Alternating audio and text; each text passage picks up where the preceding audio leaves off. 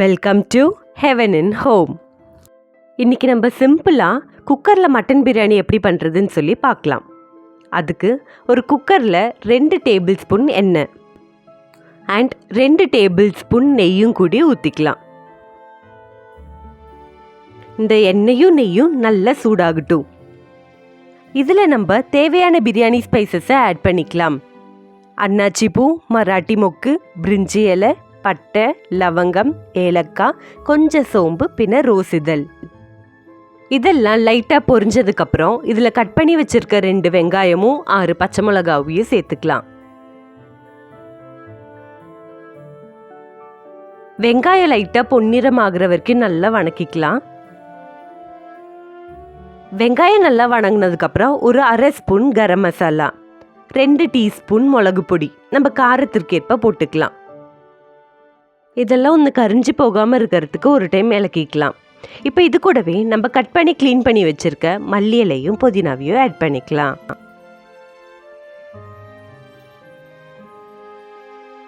ஒரு time mix பண்ணி விட்டுக்கலாம். இப்போ இது நல்லா வணங்கட்டும். இது கூட ஒரு 2 டேபிள் ஸ்பூன் இஞ்சி பூண்டு பேஸ்ட்டு சேர்த்துக்கோங்க.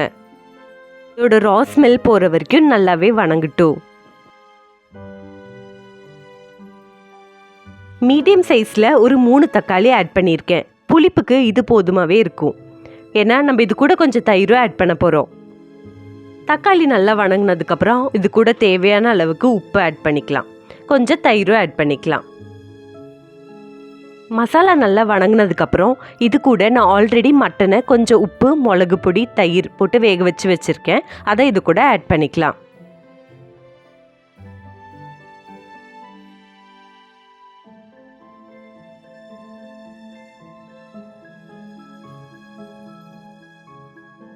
மட்டனில் இந்த மசாலா நல்லா பிடிக்கிற அளவுக்கு நல்லா மிக்ஸ் பண்ணிக்கலாம்.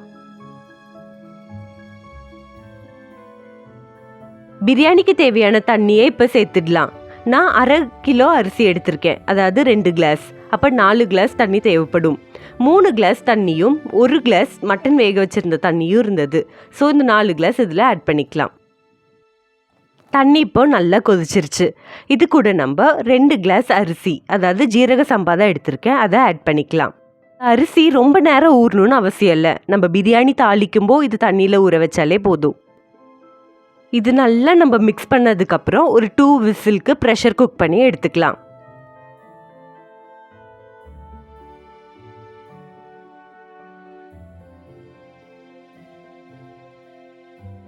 ப்ரெஷர் ரிலீஸ் ஆனதுக்கப்புறம் ஓப்பன் பண்ணியாச்சு. சூப்பராக இருந்தது. சுட சுட பிரியாணியை பிளேட்டில் சர்வ் பண்ணிக்கலாம்.